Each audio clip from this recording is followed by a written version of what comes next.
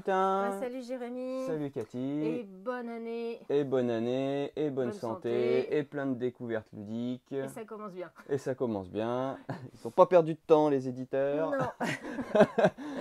Pas de repos Oh, après la période charnière. les nouveautés commencent déjà. On va commencer déjà avant tout par faire un petit bilan rapide de 2022. Sachant que chez nous, notre bilan commercial, il s'arrête au 31 janvier. Donc on va vous parler du top 10 de l'année, mais ça veut dire qu'il y a encore 15 jours de ventes qui peuvent...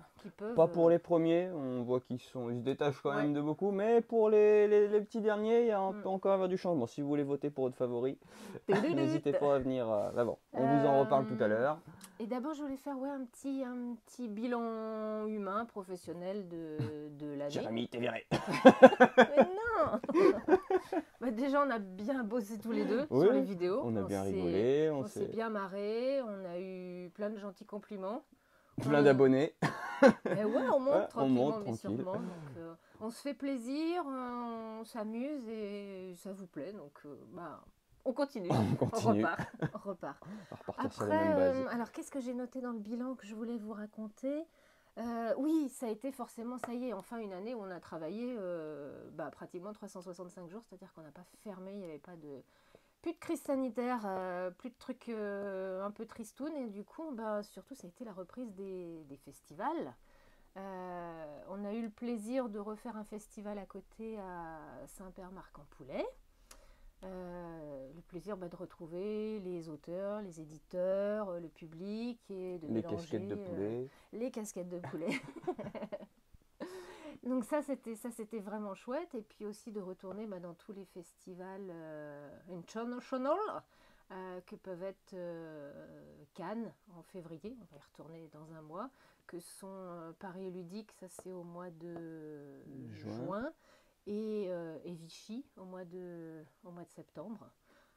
Donc c'est du bonheur et c'est un plaisir parce que ça fait bouillonner le milieu du jeu et c'est vraiment intéressant de rencontrer tous les autres partenaires. Donc ça c'est chouette d'avoir pu reprendre ça. Souvent en parallèle de ces festivals, il y a des concours, il y a des jurys, il y a des petites choses comme ça qui se font. Et moi j'ai eu le plaisir cette année de faire partie de trois jurys. Mais quelle notoriété! Ouais. Et ça, tu pareil. signes des autographes, non? Pas encore. Ça va peut-être commencer. Et ça, c'est super intéressant aussi parce que ça permet de voir un peu le milieu d'une autre façon. D'abord, il y a eu le flip. Le flip, ça c'est à Parthenay. Là, je remercie grandement Jérémy d'avoir pu m'aider parce que le flip, c'est une centaine de jeux qui sont proposés sur lesquels on a uniquement une règle du jeu, sur lequel c'est des prototypes sur lesquels proto. Ouais. Vraiment donc, des premières ébauches. Ça demande vraiment une compétence pour aller chercher ce qu'il y a de bon derrière la règle, d'imaginer, d'anticiper. On a bien épluché, on a épluché le grain de livret. Oui. J'ai fait une présélection. C'est très intéressant en tout cas sur le dialogue qu'on peut avoir avec les auteurs pour ça, donc ça c'était très chouette. Après j'ai pu faire partie du jury ici du concours des jeunes créateurs de Boulogne-Billancourt, où là on est sur un niveau, je me permets de dire, un petit peu au-dessus dans la finition du jeu, puisqu'on a déjà la boîte, on a déjà le tout. Bien que ce ne soit pas édité, mais il y a des jeux qui à la sortie du concours de Boulogne, il y a plein de jeux qui ont été édités à la suite de ça. Et là, pareil, ça fait plaisir de faire partie d'un jury où on rencontre aussi des personnalités diverses du monde du jeu. Le club essaye de mettre dans le jury des personnes, des auteurs, des éditeurs, des youtubeurs. Enfin, on était vraiment illustratrices, on était vraiment un joli panel de diversité. Et merci à tous ces jurys aussi d'inclure des ludicaires parce que notre connaissance du jeu est forte, on ne le dit pas assez, et je suis ravie qu'on puisse donner un petit peu notre avis en tant que ludicaire. Et il y a le troisième jury qui est la toile rennaise.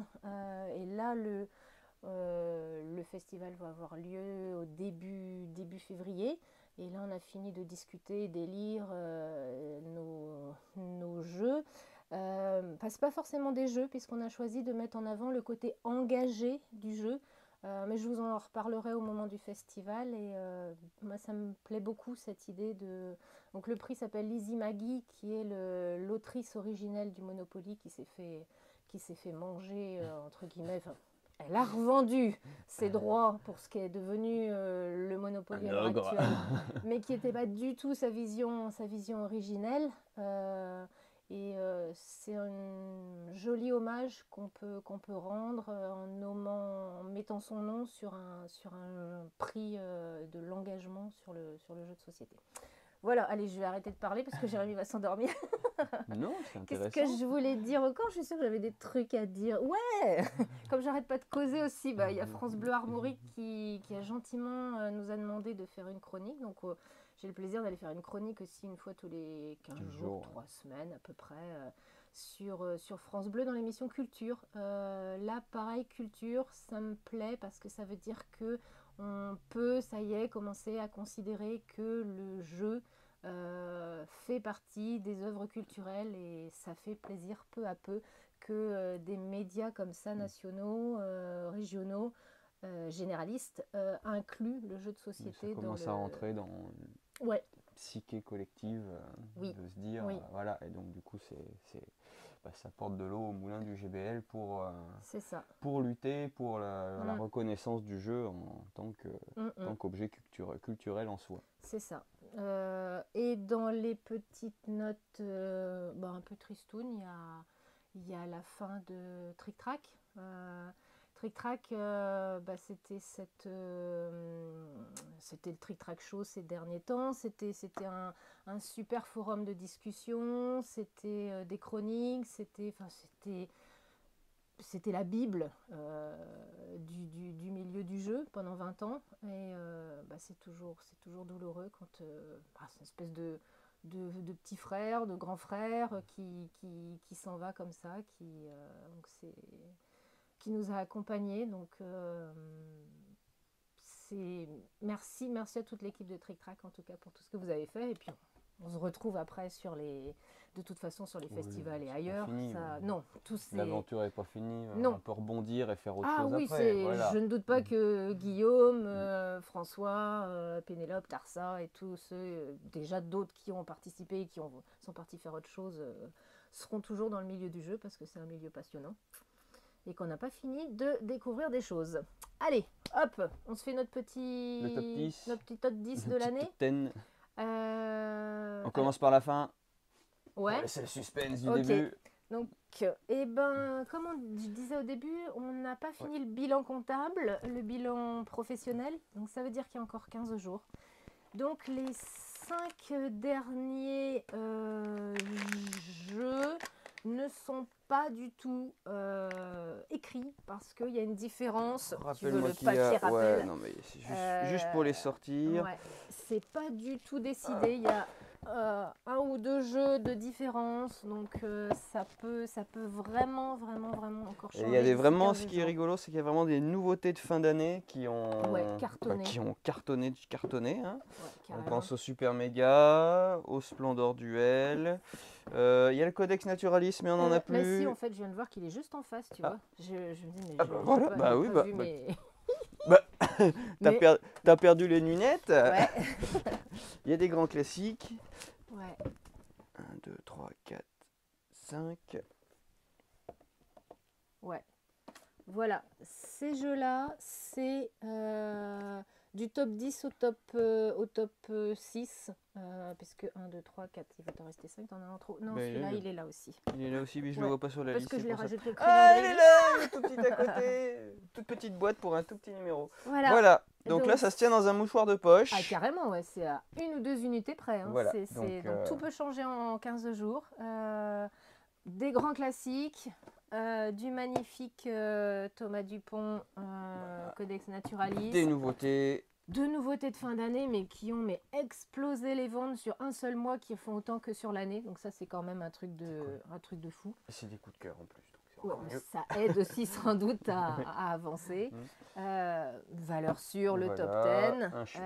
Un Spiel, le Cascadia. Spiel. Bon, là, celui-là... Celui-là, on sait pourquoi il est dans le top 10. Parce que c'est le meilleur jeu enfant de ces 100 dernières années, je suis sûre. Au moins. Même du millénaire. Au moins du millénaire. Et puis un as d'or, le Bubble Story, pour les petits à partir de 4 ans. C'est Mathieu Dunstan qui sort plein de jeux aussi très chouettes. Donc voilà, ça c'est le jeu enfant, top 10 à top famille, 6. Du jeu d'ambiance. C'est à vous de décider. Voilà. Bon, et puis après, les 5 autres, par contre, c'est quasiment plié. écrit. Ouais, c'est plié. Bon, bah du coup, en 5e, on ne me présente plus, un Spiel en 2016 qui... Non, t'as raté. Le 6 qui prend. Ah bah on peut pas commencer l'année sans une boulette. Bon, le 6 qui prend. Pareil, un grand classique qui plaît toujours, un petit jeu d'ambiance, petit jeu à sortir. Intergénérationnel. Voilà, facile à expliquer, etc. Qui marche toujours bien. Donc, hop, le Spiel de 2001, Spiel de 2006. Mais j'ai mis en 3, j'ai changé. Ah mais oui, mais c'est du... elle fait que m'embêter. Un petit jeu. Le Punto, toujours le puissance 4 revisité, qui marche toujours très bien aussi, qui est facile à expliquer, qui est facile à emmener dans la poche. Il y a l'effet qu'on soit aussi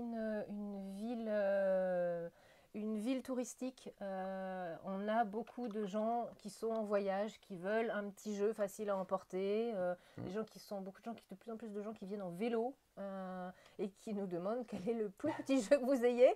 Quand ils voient ça, ils disent « Ah bah ouais !» Mais il y a de la concurrence maintenant. Ouais. Avec les micro-games, l'an prochain, les micro-games, si on fait la somme des micro-games, peut-être qu'on arrivera à quelque chose, parce qu'ils ont eu leur petit succès quand même. Donc un joli puissance 4 revisité. Très efficace. Allez, tu peux le montrer. C'est vrai cette fois. Bon, ça fait la 3e fois que je le dis, mais du coup, le Codename, un Spiel de 2016, du coup, qui est toujours dans le top 5, ce qui est vraiment assez remarquable pour le spécifier, parce que voilà, généralement c'est toujours la même histoire, on le teste en famille. J'ai testé un jeu hier chez la famille, c'était vachement bien, ça s'appelle le Codename, et paf, un Codename de vendu. Et un auteur, Vladil, qu'on va encore revoir cette année. Il y a pas mal de nouveautés qui sortent. Il y a quelques jeux à surveiller de sa part. Et oui, côté intergénérationnel, on est sur quelque chose de... Ça dure, c'est efficace. C'est nickel. Allez. Le Just One, il était où? Parce que... Le Just One, il était là. Reprends ta liste parce que je n'y comprends rien du tout. C'est un peu gribouille. Ouais, voilà. Bon, du coup, le Just One, il était... Je pense qu'il était dans le peloton de queue. Voilà. On y a cru. On a cru qu'il détrônerait le roi Skyjo, mais tombé en rupture trop vite, malheureusement. Paquet de chips, donc pareil, qui est arrivé au mois de mai. Notre gros coup de cœur pour le petit jeu d'été. C'est Théo Rivière, je sais, mais j'ai oublié le co-auteur, Mathieu Aubert. Pardon, Mathieu. Donc ça, c'est... Voilà. On y a cru, mais voilà, tellement cru que tout le monde se l'a arraché. Il n'y aurait pas eu une rupture de stock. Il n'y aurait pas une rupture, je pense que ça pouvait se faire. Voilà. Ah ouais. On est à 20 unités, je crois. On est... Ah non, un peu plus. Mais bon. On est tombé en rupture fin juin, début juillet, et il est revenu qu'en septembre. Donc il a raté tout l'été. C'était faisable. Je pense que c'était faisable. Bon, du coup, on a un peu, en numéro 1, l'indétrônable roi Skyjo, ça fait quelques années qu'il est sur la première marche du podium. Bon, pareil, qui marche toujours très bien. Petit jeu de combinaison, familial, multigénérationnel, facile à comprendre. Donc c'est chouette. Ça vous fait jouer, c'est plein de gens, de nouvelles personnes qui découvrent le jeu de société aussi grâce à Skyjo. Ils démarrent au Skyjo. Ouais, c'est ça, puis qui vont après facilement passer un 6 qui prend, un Punto, et puis au fur et à mesure partir sur des choses se dire que le jeu est indispensable dans voilà. toutes les soirées et puis dans l'après-repas. Donc, merci Skyjo aussi. Pour voilà, ça. aussi, ouais. oui. Ouais. Oui, c'est pour la blagounette qu'on dit qu'on en a marre qu'il soit premier, parce qu'on est quand même bien content qu'on ait un c'est ça. Et puis il faut bien un premier et d'autres.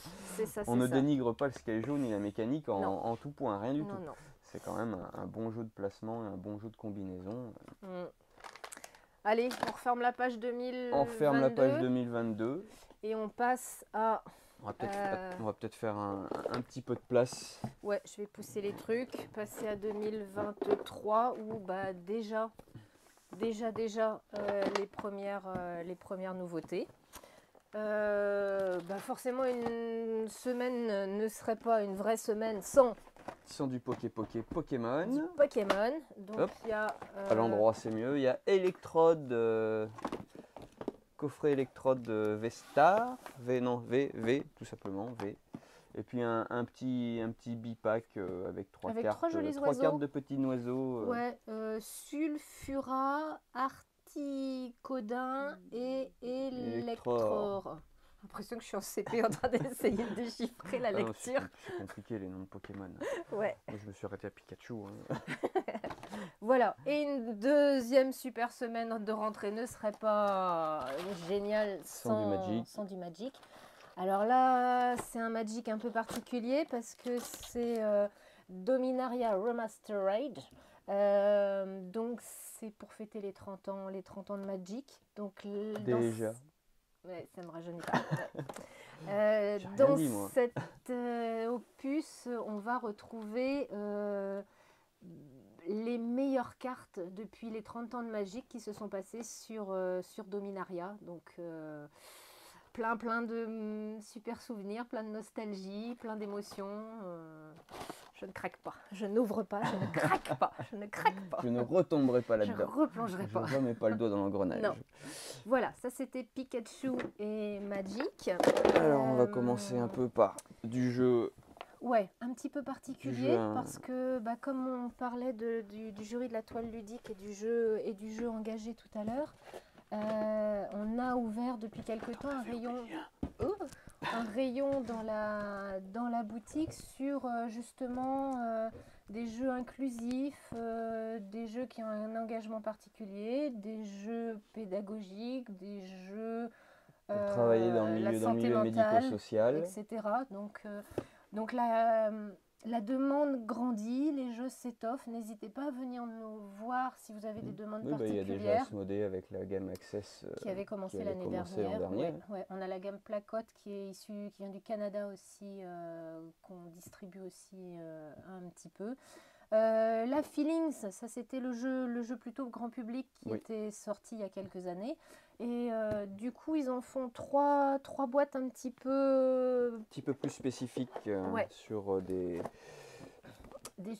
sujets un peu plus sérieux. Donc, pour les malvoyants, donc voilà.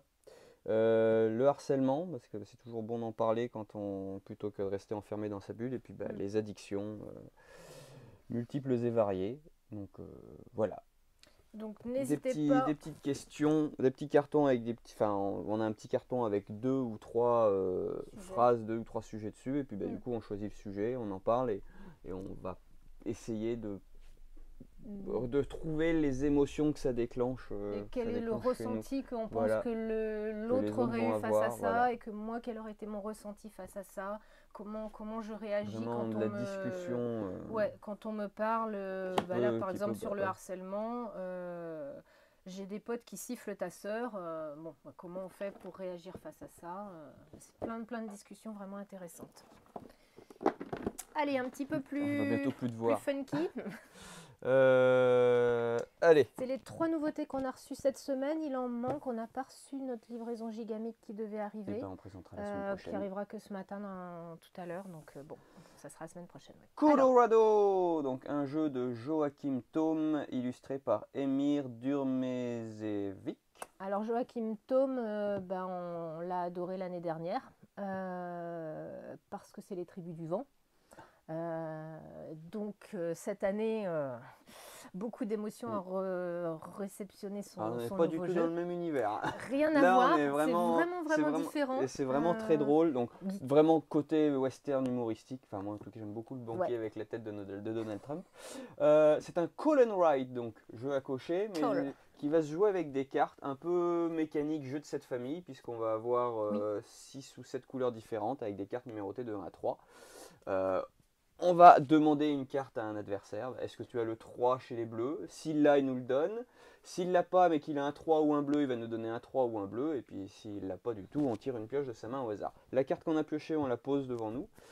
Et ça va déclencher un effet pour tout le monde. Donc il y a soit on échange des cartes ou on repioche des cartes, soit on va cocher sur notre petite carte à cocher, puisqu'il va falloir découvrir le plus de territoires possible. Soit le dernier, c'est prendre des pépites ou dépenser des pépites pour poser une carte. Sachant que dès qu'on a une famille complète de 3 cartes, on peut cocher un drapeau et donc visiter un territoire, commencer à visiter un territoire annexe au territoire où on est. Et donc voilà. La conquête de l'Ouest. La conquête de l'Ouest en rigolo. Ouais. Et forcément avec des objectifs qui sont à deux bouts de la carte complète. Donc il faut la course à l'ouverture de territoire. Une fois qu'on a fouillé dans tout un territoire, on va gagner ses points de victoire. Il y a des objectifs. Le premier arrivé à cet objectif gagne le plus de points, le deuxième, et puis les autres n'auront rien. N'auront que leur lame pour pleurer. Et puis voilà. Mais vraiment... C'est dynamique. Ah, carrément, ouais. Et c'est plutôt stratégique parce que quand on n'a pas la carte, on peut du coup, en choisissant la couleur ou le numéro, imposer du coup une action qui nous favorise. Puis à chaque carte qu'on va poser supplémentaire, c'est des actions supplémentaires, donc on peut déclencher des effets de cascade qui sont vraiment très intéressants. Si vous avez un a priori sur les jeux à cocher, il ne faut pas du tout le voir comme un jeu à cocher, je trouve. Parce que ça pourrait être aussi bien des pions qu'on pose. Ouais, voilà. Enfin voilà, le voyez pas comme du tout un jeu à cocher. Dans cette dénomination de Call and Write, où toujours les Roll and Write, les des gens qui ont des a priori sur les jeux à cocher. Ouais, oui. Et ça peut réconcilier tout le monde, c'est vraiment très rigolo. Conquête de territoire avec gestion de points qui est vraiment efficace. Ça en valide une très bonne première nouveauté. Voilà, oui. La première nouveauté qu'on a testée de l'année. Ouais, on part plutôt bien. Raoua de Johan Goupy et Théo Raoua. Bon, vous nous direz la prononciation où Johan et Théo nous appelleront en nous disant comment ça se prononce. Donc de Johan Goupy et Théo Rivière, illustré par Oli. Théo Rivière, on va quand même dire c'est Bubble Story, La Maison des Souris, c'est... je vais en oublier plein, je me suis lancée dans un truc pourri là. C'est The Loop, c'est beaucoup de jeux. Voilà. C'est plein de merveilleux jeux. Et puis Johan son Goupy. camarade Johan Goupy, c'est Johannes. Il y a eu un jeu l'année dernière qu'on avait travaillé un tout petit peu, c'est Rainforest chez Funny Fox. Très très joli, mais c'est vrai qu'il n'a pas réussi à le faire décoller plus que ça. Donc, allez, on croise les doigts pour Roa parce qu'il... En tout cas, moi j'ai pris une belle fessée. Une belle fessée par Clémence et Cathy là-dessus. Hein, j'ai atteint les 100 points, mais je me suis... j'ai pas compris où est-ce que j'ai mal joué, mais bon voilà. Une petite mécanique de draft, sauf qu'on partage un paquet de cartes avec notre voisin de gauche, notre voisin de droite. Et du coup, on va alterner sur un paquet à l'autre de tour en tour. À chaque fois qu'on a joué 3 tours, on fait une collection de points. Et après, c'est du placement de tuiles. Donc, on va choisir une carte. Les cartes, il faut les placer. Soit on nous impose de placement, soit on nous impose où on veut. On va activer les cartes où il y a notre petit avatar. Et dès qu'on aligne 3 symboles identiques orthogonalement, on va gagner un esprit de la forêt, etc. Qui, à chaque fin de tour, peut nous rapporter des sous, enfin des cristaux, des points de victoire, etc. Donc, de la combinaison, du placement, une mécanique de draft un peu singulière mais qui marche bien. Ouais, qui est légère. Oui. C'est pas le cœur du... Ouais, mais moi, comme tout le jeu de draft, je me concentre sur mon jeu et je laisse Clémence s'envoler. Oui, prendre les cartes. Prendre les cartes intéressantes. Enfin, qui l'intéresse. Il y a un peu d'anticipation sur la gestion. Voilà. Ce que j'ai bien aimé, moi, c'est qu'on se prépare une combinaison. On voit bien les différents chamans qui peuvent faire que la combinaison elle va rapporter à fond. Tu as plutôt pris la bonne combinaison, toi, de gagner des sous et de dépenser les sous pour payer des points de victoire. Côté commerçant qui a parlé en moi, c'est très vite vu. Mais vous n'allez pas garder cette combinaison très longtemps. Parce que c'est un tableau de 3 par 3, donc on arrive très vite à refaire une ligne, une colonne, et du coup les chamans, on se les chip, voilà. on se les reprend, et etc. en ça, du coup, il faut être réactif et pas s'asseoir sur son jeu en disant ça y est, j'ai trouvé la bonne combo, mais non, ça va pas marcher comme ça. Vous pouvez en profiter 2-3 tours, mais ça n'ira pas plus loin. D'après ce que j'ai vu, c'est vraiment les 2 premiers tours qui sont vraiment décisifs. Si tu commences à creuser l'écart sur les 2 premiers tours, les 2 derniers, ça va être difficile de revenir. C'était notre première partie. Voilà. Oui, c'est pas grave. Mais non, mais C'est pas ça m'a grave. pas empêché de dormir. Ah bon? Non. Bon, et en dernier, du coup, un ovni ludique, Bon. Fog and Love. Bah, moi, je le trouve un peu bizarre. De Jacob, un peu bizarre. Ouais. De Jacob Jaskov. Ouais. Un jeu exclusivement pour deux. Ce qui est rare des grosses boîtes comme ça à Ouais, deux. bon, Ouais. une grosse Ouais. boîte à deux. Jeu de rôle, jeu narratif où on va donc à jouer en couple ou entre amis, où on va créer notre histoire d'amour, donc de la rencontre jusqu'à la fin, bonne ou mauvaise, hein. Ça peut mal se terminer. On va avoir des péripéties. Déjà, on va avoir des personnages qui vont avoir leur propre caractère, leurs propres caractéristiques physiques, etc. Il y a de l'inclusif parce que derrière la boîte, je vois une personne en fauteuil roulant. Donc, on n'a pas de boîte pour tester. Donc, moi, je mais l'ai testé. tu l'as testé. Ouais, moi, j'y ai joué et j'ai pas voulu prendre de boîte à tester parce que c'est pas un jeu qui m'envole, qui m'émeut, qui me quoi que ce Bah, soit. c'est assez particulier. Et Déjà, c'est un jeu que pour deux. bah, Et... moi, j'ai trouvé que c'était un jeu bancal, en fait, dans l'idée où finalement le narratif prend pas du tout le pas sur la méca.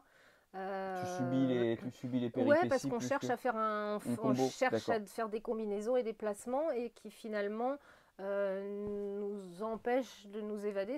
C'est pas du jeu. Enfin, bon, moi, il m'a laissé très froide. Moi, je reste dubitatif sur le thème, mais Je pense qu'en ça me fait, il y a, questionne quand même. il y a sans doute une bonne méca et qu'on a voulu nous emmener dans une croyance qu'on allait se refaire une magnifique histoire d'amour dans un truc à deux. Et Mais voilà, un je ne peu. crois plus en l'amour. Je trouve que c'est un peu à part par rapport à ce qu'on voit d'habitude. Donc, à découvrir, pourquoi pas, si vous êtes curieux. Ouais, on attend On les attend des premiers premiers retours. tests, Ouais. premiers joueurs, mais bon, voilà, des trois, c'est carrément cette semaine celui qui m'a le De toute moins, façon, on n'a le moins pu enchanté. plus le tester. Mais voilà. Ouais. Fog of Love, si vous êtes d'une âme romantique avec la Saint-Valentin qui arrivera en février, voilà, ça peut le faire. Eh bien, on a bien parlé, hein, Ouais. cette première. Et puis, on va sûrement avoir plein de choses à dire dans les semaines qui viennent parce qu'il y a plein de nouveautés qui arrivent. Donc, C'est Cannes qui se profile. Donc, ouais. Nous, on a l'inventaire à finir. Et il y a les soldes. Et voilà, quelle N'oubliez transition. Donc, on a plein de soldes, des jeux de démonstration, des jeux abîmés, etc. Il y a du jouet aussi, ne pas oublier. On a la fin de notre stock de Schleich. Ouais, qu'on termine. Donc, voilà.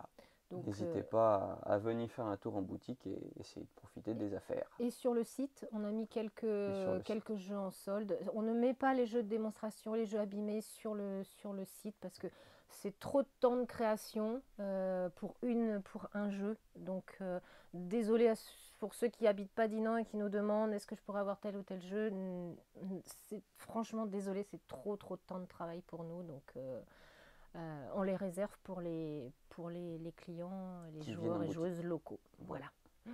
Merci de votre compréhension. Et puis à la semaine prochaine. Salut.